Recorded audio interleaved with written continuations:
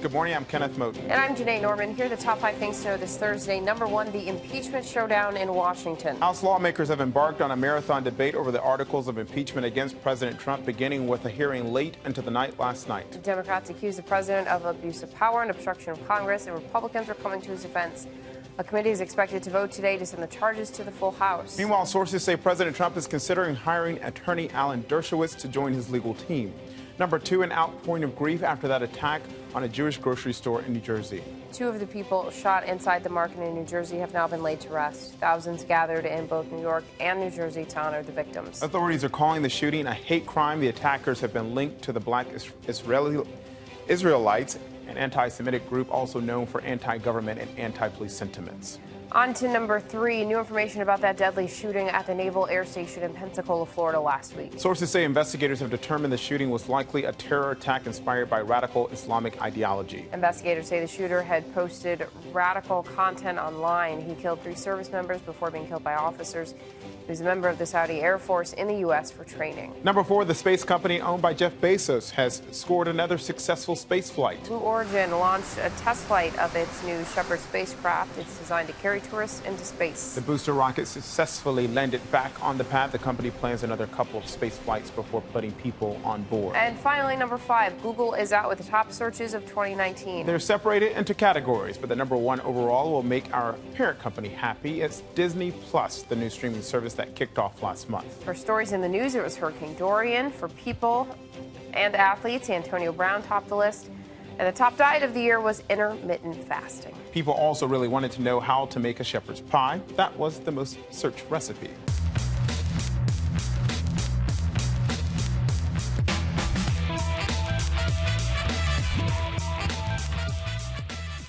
All right, good morning. Let's get right to the big story in Washington, where the House has kicked off a fiery debate on the articles of impeachment against President Trump.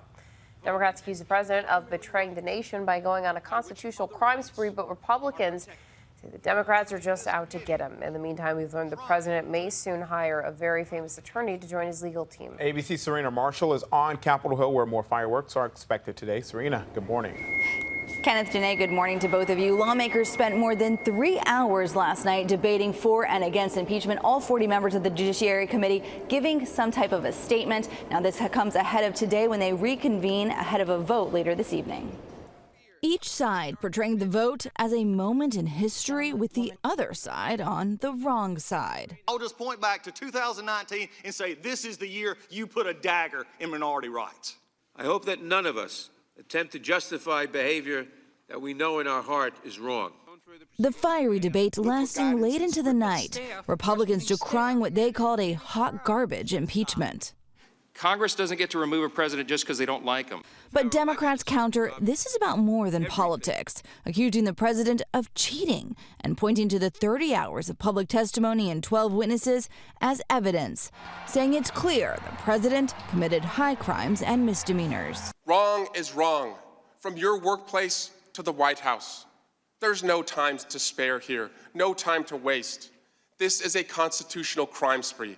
As the debate continued, the White House office that was responsible for putting the hold on the military aid to Ukraine sending a legal memo saying they wanted to be sure the $400 million was being spent in an efficient and effective manner consistent with the purpose for which the funds were appropriated. The letter, dated December 11th, doesn't explain why the president first asked about the aid or if it was used to put pressure on Ukraine to investigate the Bidens. And now, sources tell ABC, the president is considering an addition to his legal team, controversial lawyer Alan Dershowitz. Once they reconvene, Republicans will be able to offer amendments, although they're unlikely to have the votes to make any substantive changes. It'll then get voted out of committee later this evening ahead of a full floor vote expected sometime early next week. Kenneth, Janae. And Serena, after the full House votes, we expect the Senate trial to begin after the holiday recess. What do we know about how that will work? Well, it's looking like Republicans are going to push back against what the president wants to see. He said time and time again that he wants a full Senate trial, live witnesses at all. We're now hearing from a lot of Republicans that they're not leaning towards going that way. In fact, they want to wrap this up quickly. It's in the House. They say it's going too fast. And over in the Senate, apparently it's not going to go fast enough. So instead of it dragging out for what could be up to 6 weeks like the Clinton impeachment, they said that they want to get this done in 5 to 10 days. Some Republican lawmakers, you guys, are even saying that witnesses cut both both ways. Ron Johnson, the #2 Republican in the Senate, made a statement that it's messy and unproductive, essentially hinting that it could open up a Pandora's box. Another lawmaker who didn't want to be named said it could mean that senior advisors like Mulvaney, the president's chief of staff, could be called in to testify. We know the president wants to hear from people like Joe Biden and his son, but it'll be interesting to see how this will eventually play out, if the president will win and get those live witnesses, or if Republicans' advice will be heeded by Mr. Trump. Kenneth, Janae. All right, Serena Marshall there on Capitol Hill for us. Thank you. We appreciate it. And another partisan battle was playing out on Capitol Hill over the origins of the Russia investigation, with a government watchdog in the hot seat. Justice Department Inspector General Michael Horowitz defended his report that found the FBI was justified in launching the probe into ties between Russia and President Trump's 2016 campaign. And he found no evidence of spying, as Trump and the Attorney General have claimed. We did not find documentary or testimonial evidence that indicated political bias or improper motivation. Did you show this report to Attorney General Barr before it was released? Yeah, as standard process, we provide this to the Attorney General and to the FBI Director. Did he suggest any changes? He didn't suggest any changes. Horowitz also highlighted major errors and omissions in how the investigation was conducted. He emphasized the need for policy changes and said his report doesn't vindicate anybody at the FBI. Now to the new developments after that deadly gun battle in New Jersey, now being called a hate crime. The shootout in New Jersey left 4 victims dead, including a police detective. Surveillance video here shows one gunman firing as he entered a kosher market. Authorities have also revealed the suspects had a pipe bomb in their stolen U-Haul. The investigation comes as President Trump announces an executive order aimed at cracking down on anti-Semitism, an order not without controversy.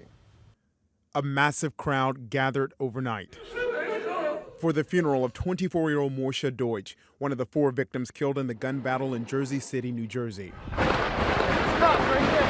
This video is reportedly part of the investigation, according to law enforcement. It shows a van pulling up outside a kosher market. 2 people exit a stolen U-Haul and shoot into the store. Investigators say the shooters were 47-year-old David Anderson and 50-year-old Francine Graham. It all started when Detective Joe Seals encountered the suspects at a cemetery while he was investigating a murder. Police say Anderson and Graham killed the detective, a father of 5, then drove a mile to that Jewish market. Police say the suspects shot and killed the owner, Mindy Friends, along with employee Douglas Miguel Rodriguez and Deutsch, who was a customer in the market. A few hundred bullets went into a body of a 24-year-old child.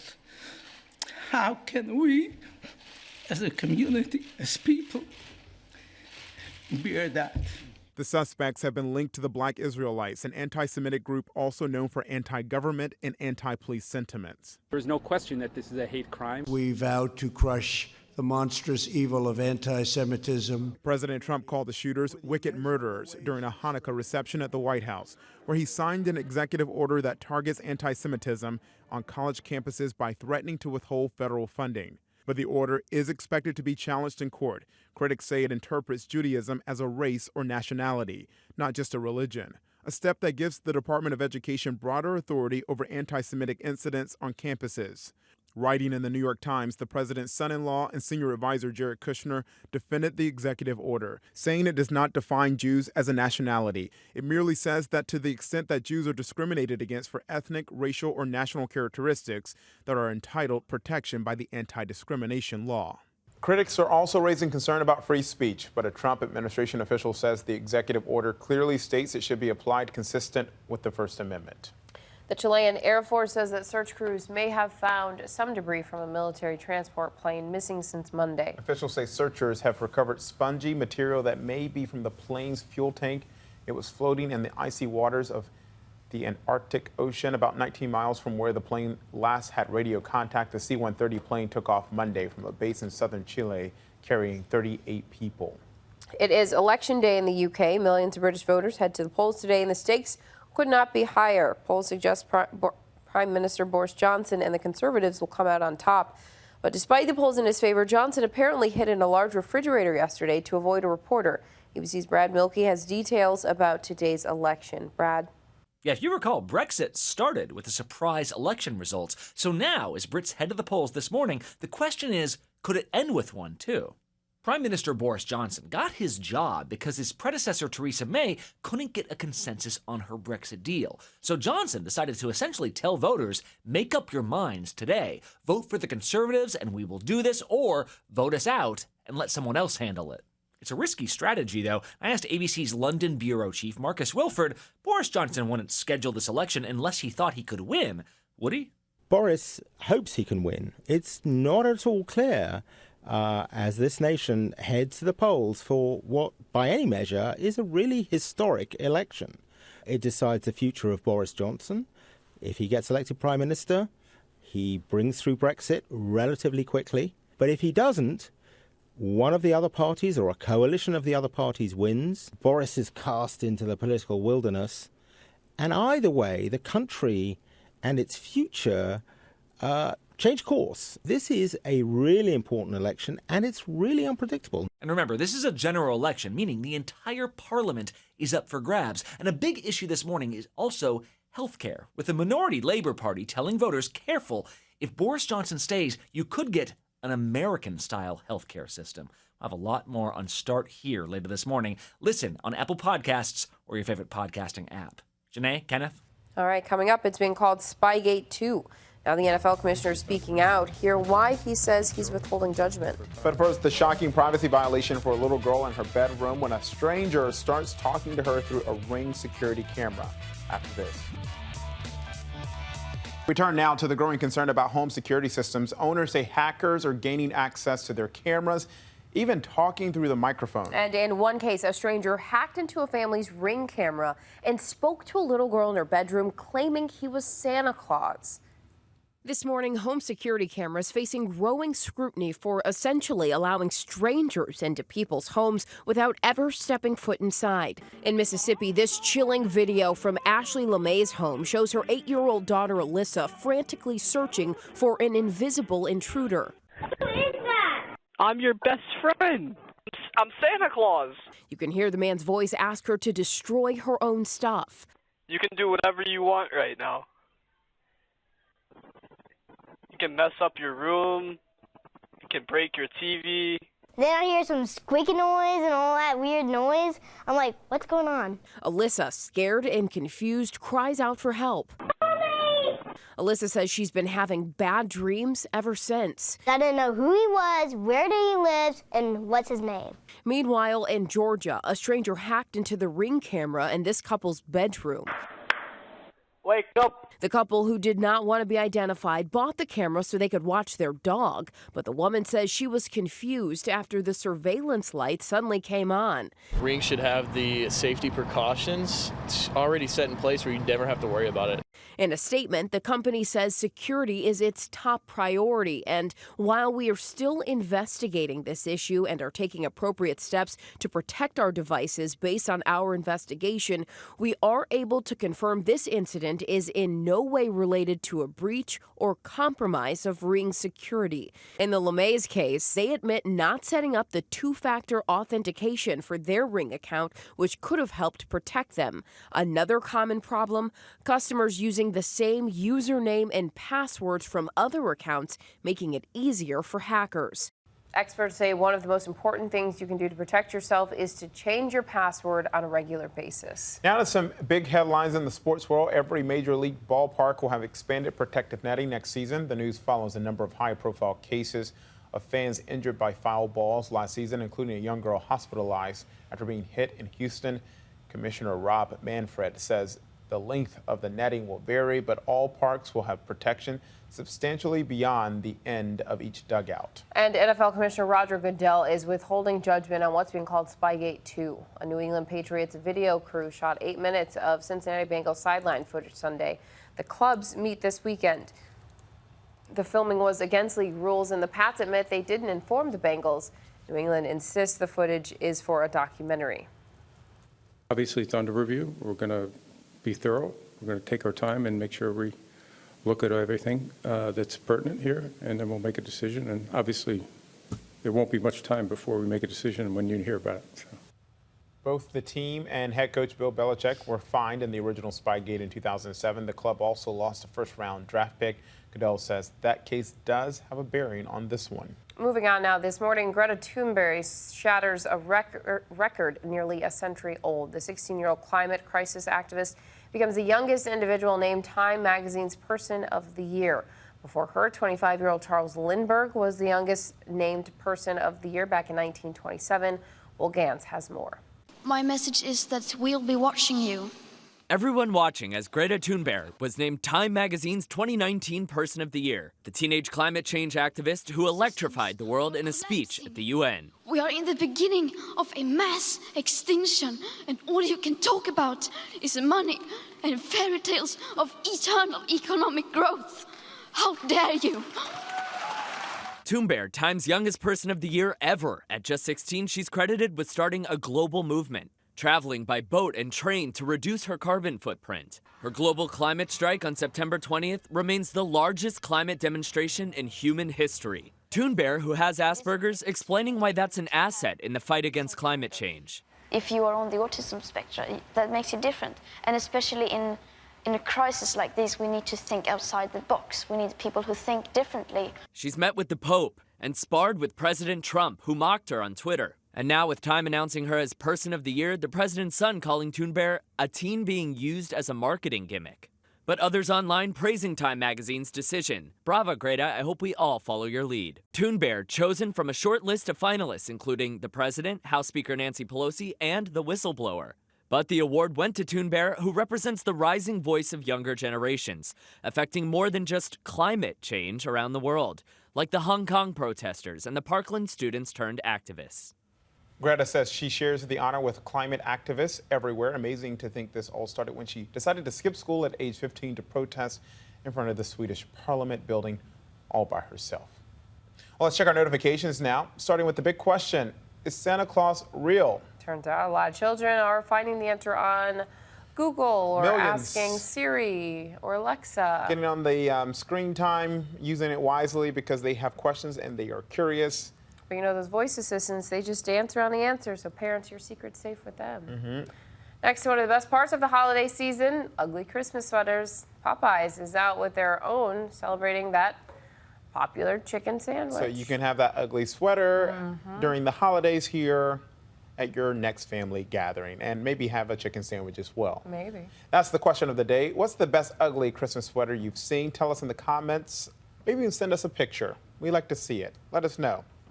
Tweet us. ABC News Live. Speaking of, ugly will allow you to go early if you're taking an Alaska Airlines flight next week. On December 20th, the carrier is offering a perk for passengers with ugly Christmas sweaters. They will receive priority boarding. The offer coincides with National Ugly Christmas Sweater Day. The airline says the sweater doesn't have to be an eyesore. Festive is good enough for priority boarding. Whatever it takes, right, to make it through travel easier. Well, as millions of children sit down to write their letters to Santa, an annual Christmas mystery is playing out at an apartment here in Manhattan. Every year, that one apartment gets hundreds of letters to Santa. No one seems to know why. Our New York station WABC sent Kimberly Richardson to try to crack this case. It's been quite a magical and exciting journey. That started here doesn't look like the North Pole, but to countless kids around the country, it is. This sort of fluke has turned into something that is now a Christmas tradition. Jim moved into this building on West 22nd Street in Chelsea about 10 years ago. The previous tenant gave him the heads up. Oh yeah, don't worry about it, but you're going to get these letters to Santa. There'll only be a couple, and it's really nothing to even think about. First year, Jim got a few. By year 3, hundreds. Why here? One theory, in 1882, Clement Clark Moore lived on this street and penned his classic, The Night Before Christmas. And there was thought that when he wrote that poem, that letters to Santa, people thought that he was Santa and had delivered letters to his estate. There were so many friends and family, an army of elves helped fulfill all the wishes. Jacob, a silver cross necklace. Hayden, fidget spinners. And Christmas too. Last year, we ate at a soup kitchen because she couldn't afford to make a Christmas dinner. Now it's all done digitally through Jim's nonprofit Miracle on 22nd Street. Tina Fey, she's even working on a movie based on all of this. And it just shows that there is this need for hope and need for giving back, and it really is the greatest gift. Jim has moved out of that apartment. My mom doesn't have money to buy me new clothes. Meredith now lives there, and the letters keep coming. At first I thought it was kind of weird, obviously, but that was before I even saw a real letter. And then when we got our first letter, it was exciting. You know, we were like, oh my gosh, this is real. If you want to join the elves, find out how at ABC7NY. Kimberly Richardson. Thank you, and God bless you. Channel 7 Eyewitness News. All right, well, coming up, another busy day in the impeachment inquiry. We'll tell you what's to come on this Thursday, December 12th. Plus, remember that time Kenneth was on The Price is Right? Oh, yeah. Remember? I do remember. Celebrating Throwback Thursday and a big birthday. Stick around. Here's what to watch out for today. The marathon debate that went late into last night continues this morning as lawmakers get ready for a critical vote. Keep it right here on ABC News Live. Coverage starts streaming at 8:30 Eastern. Meanwhile, the White House is holding a summit today on child care and family leave. Lawmakers and business leaders are coming together to discuss affordable ways to accommodate workers. The meeting comes one day after the House passed a bipartisan bill that gives federal employees 12 weeks of paid parental leave for the first time. President Trump is scheduled to speak about supporting America's working families before attending the congressional ball this evening. And it's election day across Britain. Voters there are going to the polls right now. Today's vote has been dubbed the Brexit election because the biggest issue has been the UK's looming exit from the European Union. Polls have Prime Minister Boris Johnson's Conservative Party coming out on top as the winners. If that happens, Johnson says he will take Britain out of the EU at the end of next month. And finally, today we want to give a special birthday shout out to a daytime television legend. We all know him from hosting The Price is Right for a record 35 years. The Bob Barker turns 96 years old today. The winner of 19 Daytime Emmy Awards and a Lifetime Emmy Award. Barker taped his final episode of The Price is Right back on June 6th, 2017. But just a year before, I came face to face with Bob Barker when I had the honor of coming on down. We've mentioned this a few times that I was on The Price is Right, but I was a big old loser. But I still was able to meet Bob Barker, so really I'm a winner, even though I didn't materially win anything. You want to sit next to me, Kenneth. It was the experience. I did win a seat, yes. The price is always right when I'm sitting next to you. Now you're just lying. That's it from us today. Have a good one. We'll see you tomorrow, Friday.